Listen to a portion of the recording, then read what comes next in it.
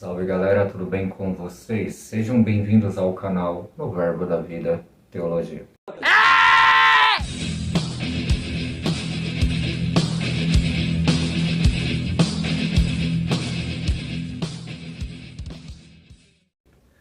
A problemática da nossa teologia atual nos leva a um delinear muito obscuro e incerto.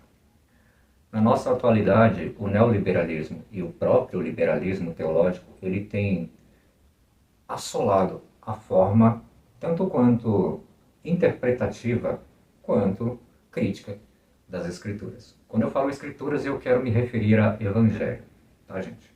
Que é aquilo que nós já conhecemos: lei, profetas e boas novas. E a grande questão é que as pessoas estão lidando com a interpretação bíblica de uma forma muito relativa, absolutamente relativa, dentro de uma visão socializada, ok? E não é de se admirar que grandes perguntas necessitam de grandes respostas, e muitas das vezes essas respostas são de inferências de linhas de pensamentos teológicos, nos quais obrigam a sociedade, aqueles que não conhecem, a aceitarem uma imposição e não uma interpretação. Por exemplo, quando se fala de incesto, se fala de adultério, se fala de separação, divórcio e todas essas coisas, a sociedade procura uma resposta teológica e a teologia simplesmente fala que isso é pecado, que as leis e os mandamentos não podem aceitar esse tipo de procedimento, que a prostituição, a separação, o divórcio, o incesto e essas coisas são coisas pecaminosas nas quais aqueles que o fazem, né, ou aqueles que o praticam, esses não vão ser salvos, não estão reunidos dentro do quadro do clã da salvação. Então, como que nós vamos lidar com esses tipos de questões, sendo que a própria teologia ela não tem respostas para isso? Ou nós estamos em falta de bons teólogos com excelentes respaldos de interpretação? Por exemplo, seria muito fácil socialmente olhar para dentro dos evangelhos e criticar, né? Criticar uma resposta teológica, por exemplo.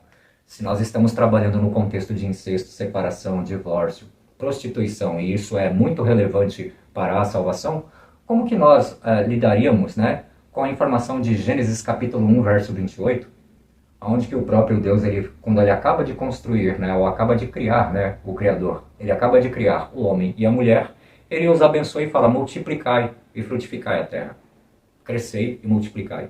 E olha que eles ainda não são sentenciados e não são lançados para fora do jardim. Neste exato momento, Deus abençoa e fala para que venham a povoar a terra.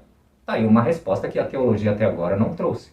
Então, como que eu posso classificar que o incesto, a separação, o divórcio ou coisa do tipo, ela é um ato pecaminoso, visto que na própria criação da Gênesis, Deus ele fez um homem, uma mulher, e mandou que eles se multiplicassem sobre a terra.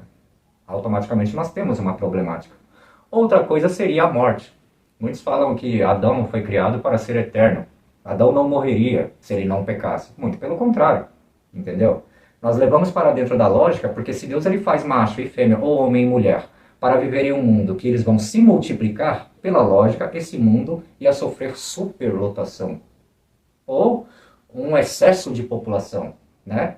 Se o homem e a mulher fossem eterno e não morrer, e não fossem criados para morrer, automaticamente a terra não suportaria. Mesmo não pecando, a terra sofreria uma superpovoação. Então são coisas que a teologia não consegue responder. Por outro lado, a Bíblia também fala que o homem morreria. Ele não foi criado para viver eternamente. Tanto é que, quando o homem peca, ele ainda não é lançado do Éden. Nós estamos falando de estado. O homem não foi lançado ainda do Éden. E automaticamente, o próprio Criador fala: portanto, o homem agora é como um de nós. Para que ele não viva eternamente, para que ele não coma da árvore da vida e viva eternamente, Deus tira o homem do Éden e coloca querubins à porta do jardim, para que ele não tenha acesso. Então significa que o homem ele tinha prazo de validade lá no princípio da criação. Então Adão não foi feito para viver eternamente. Adão não foi feito para ser imortal aqui na Terra. Tanto é que esses dois conceitos de superpopulação e multiplicação, e tanto essa indagação de que no dia que ele comesse, ele morreria, isso só aceleraria o processo. E tantas outras coisas, como prostituição, por exemplo. Quando nós falamos de prostituição, nós podemos pular lá para os evangelhos sinóticos, principalmente no evangelho de Mateus, capítulo 22, verso 30. para resolver aquela problemática da prostituição e a da separação. Ah, você que é trans, você que é hétero, você que é LGBTQIA+, tem um problema com a religião do Novo Testamento e a salvação propriamente dita? Os pastores andam falando que a sua condição sexual pode afetar o seu bem-estar eterno? Então vejamos, se caso a sua sexualidade ela pode afetar o seu bem-estar eterno, nós poderíamos rever aquela condição de Mateus 22, verso 30, onde o próprio Jesus disse que no céu, ou no reino de Deus, ou na ressurreição, não se casa e não se dá em casamento, porque serão como ou igual aos anjos, ok? Então, essas características não comprometem a sexualidade. Essas características não têm nenhum tipo de inferência para contextos de procedimento. E sabemos nós que prostituição, adultério e outro tipo de lascívia em relação a esse tipo de ato pecaminoso assim dito pelas igrejas, ela está caracterizada no comércio. Ou seja, o que é uma prostituta? O que é o ato de se prostituir? É o ato de comercializar a sua intimidade. Tanto é que no Apocalipse, quando fala da meretriz ou da prostituta que está assentada sobre a besta, nós estamos falando ali de uma religião na qual ela vende a sua intimidade. Ou seja, quando nós falamos de intimidade, nós estamos falando de relacionamento. E quando nós pautamos no ato de prostituição, cai exatamente no contexto de porneia e adultério. Então, quando você pega adultério, porneia, prostituição, é tudo a mesma coisa. Ou seja, é quebra de elo e de equilíbrio. Então, a grande questão aqui da prostituição é o ato de comercializar a sua intimidade.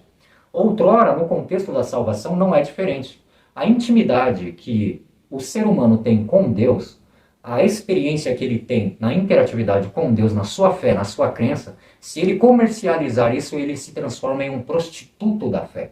Ou seja, ele vende a intimidade na qual ele tem com o seu Criador e o seu Deus. Então a grande característica é essa. Nós podemos observar dentro do Novo e do Velho Testamento características que falam sobre a lei. Jesus, por exemplo, Jesus ele é a finalidade da lei. Ele é o fim, não como final, não como término. Ele é o objetivo da lei. Quando fala que ele veio cumprir a lei veio falando do reino de Deus. A lei e os profetas vêm profetizando acerca desse reino. E Jesus, ele é a manifestação desse reino no qual nós somos corpo. Eu e você não somos igrejas, nós somos membros do corpo de Cristo, que é a manifestação do reino de Deus. Então nós temos aí esses paradigmas para que a teologia venha nos ajudar e trazer respostas tangíveis e respostas, salientar essas indecisões. Então a grande característica é essa, pessoal. E eu quero dizer bem claro aqui que Bíblia não é para a sociedade, ok? Evangelho e cristianismo ou judaísmo, esse não é um conceito para a sociedade não tem o domínio e o controle pela religião. E a sociedade não tem o direito de inferências para determinar aquilo que é certo ou errado dentro de uma instituição religiosa, e nem tem o poder de mudar, de interferir e nem adicionar absolutamente nada em questões religiosas. Porque religião faz parte de uma instituição, na qual o Estado ele não tem poder sobre esse domínio. Então nós temos a real liberdade de fazer parte ou não fazer parte de uma instituição religiosa, na qual nós não temos nem o direito e nem o dever de mudá-la ou de transformá-la ao nosso bel prazer. Então, é isso que eu tenho para vocês aqui. Essas questões vão ficar aqui para que sejam debatidas, para que sejam comentadas e para que sejam analisadas por vocês. Meu nome é Fábio Rangel. Eu vou deixar aqui Gênesis 1, 28, Gênesis 3, 22 e Mateus 22, 30 para a sua reflexão. Eu sou Fábio Rangel e esse é o canal do Verbo da Vida Teologia.